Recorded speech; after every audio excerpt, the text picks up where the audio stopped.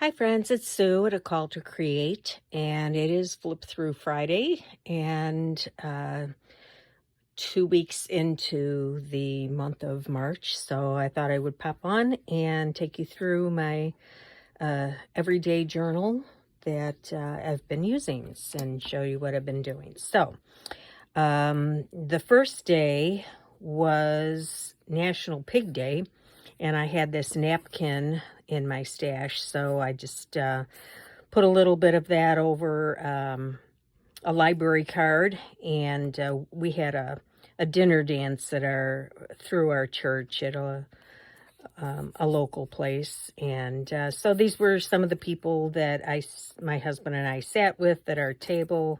This was a little something from the catalog of, with all the people who supported it and all of that.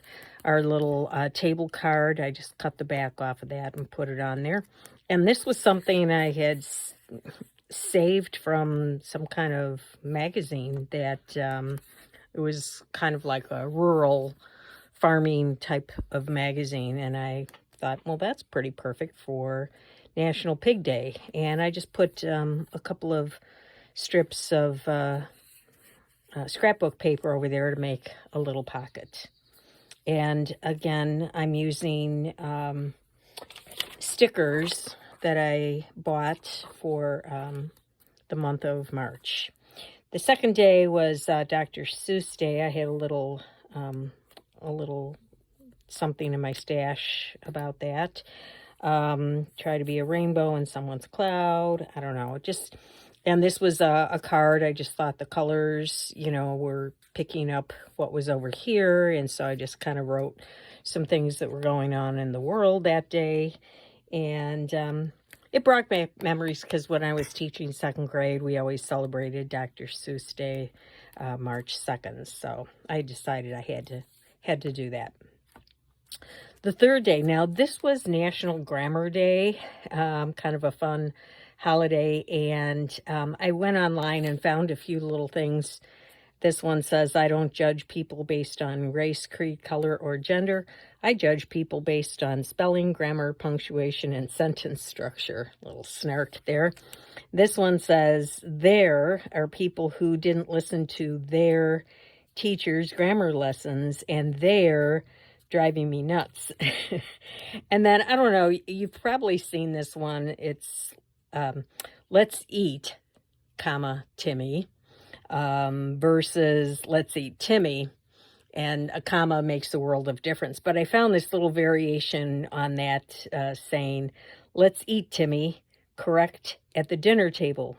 Let's eat Timmy, correct on a raft in the ocean. I thought that was funny. So anyway, I put that in there and made a little tuck spot with paper folded over the page. And then, yeah, I just wanted to pick up a little of the black and the yellow that was on there. So I took some black scrapbook paper, and this was in my stash that I had created.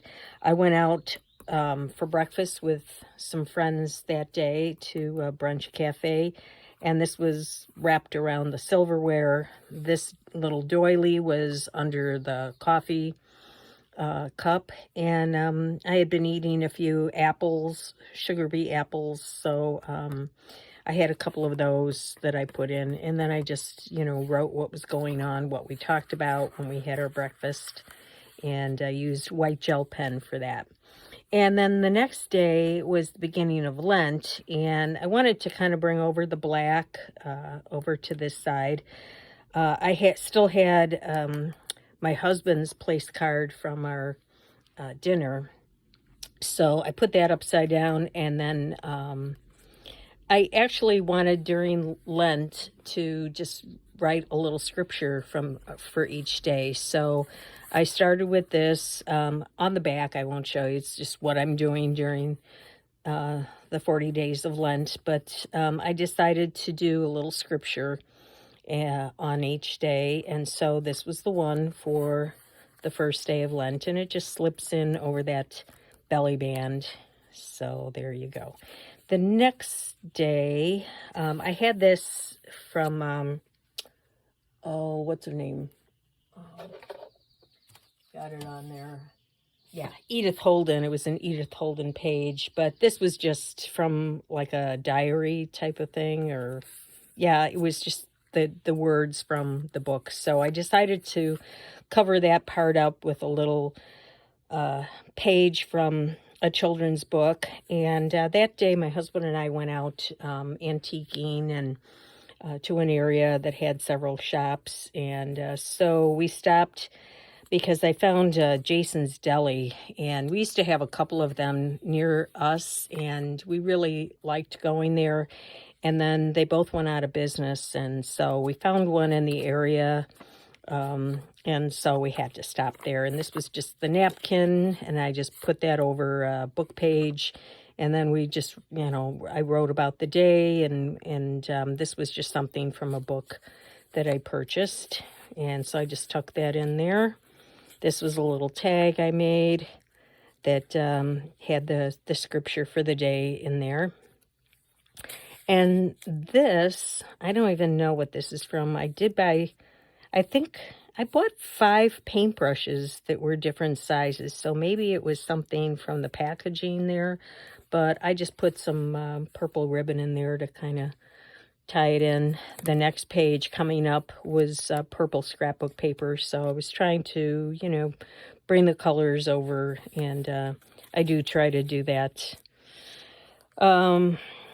The next day, I just decided to do answer one of the questions from my book that you've seen before. What is something from your childhood that you still have to this day? So, I just wrote about something that I have, which I will show you. It's a silly little thing. It just sits on this little platform, but I don't know where it came from, but it was always on a shelf in our house, and I was fascinated by this thing as a little kid of maybe 5 or 6 years old. I had an uncle who was a Christian brother who served most of his life in the Philippines. He was a chemistry teacher at De La Salle University, and he'd come in every 6 or 7 years to visit his family, but I don't know if he brought this. It has sort of maybe an island feel to it. I'm not sure, but I was fascinated by this thing because it was very intricate. It's got the children and a little hut, and it's got this water wheel that revolves. And of course, when I don't know, maybe I was 5 years old, I kept thinking, well, how is this boat going to get under that bridge, and then where's it going to go? That wheel is in the way. In my literal mind, I guess I never envisioned that all of this might be open. But the thing I was really fascinated by was I wanted to know what was behind here. I wanted to know if there was a backyard and maybe there were some kids back there, or what was back there. And I couldn't, no matter how I turned it, I couldn't see what was back there. Of course, there wouldn't have been anything back there just because it was all closed. But I can't tell you how many times I wanted to just snap that open to relieve my curiosity. And I think it was a little my first dealing with strength of character to not do what I was tempted to do. I knew I'd get in trouble for it, but I also knew I'd probably be disappointed and to not know.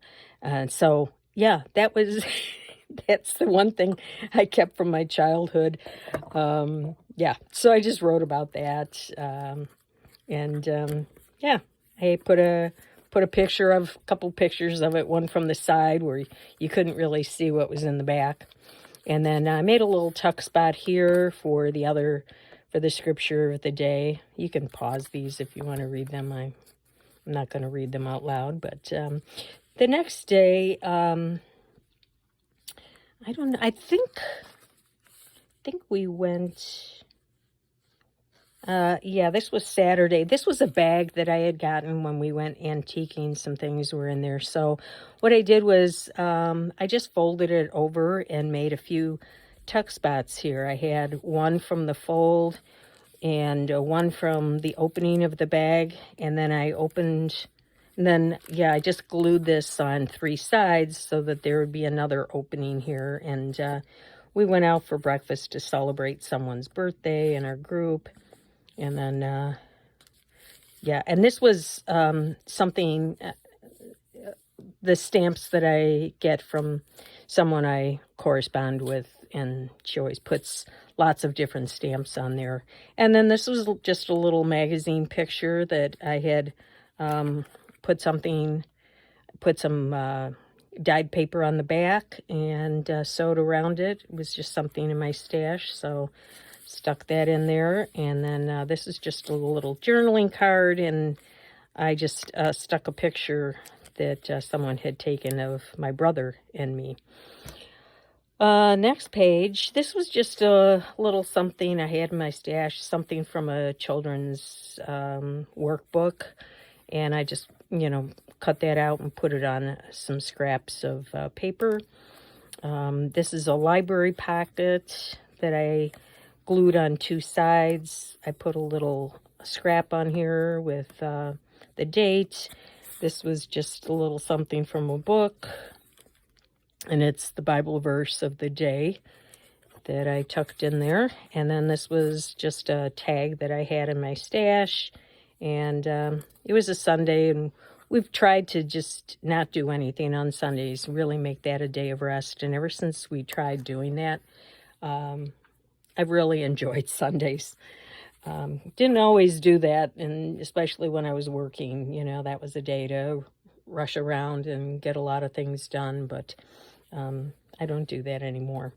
The next page here, this was just a white in the back, so I did a little distress inking through a stencil. If you could eliminate one disease from the planet forever, what would it be? So I just kind of wrote about that. Kind of a toss-up between Alzheimer's and cancer. I've had several friends recently, plus the husband of a friend, who have been diagnosed, and I hope they find a cure for that, but they're both pretty bad. So anyway, wrote about that, and this is just a page from a book that I, backed with some coffee dyed paper and did a little fancy sewing around the edge. I wanted to bring over the purple from here and the green, and so the colors, yeah, just kind of, this was a little file folder type of envelope. Not envelope, just a little file folder thing. I made a bunch of them, so I glued that in here. What this was a flap. When I made the page for the book, I folded it here, but it was sticking out.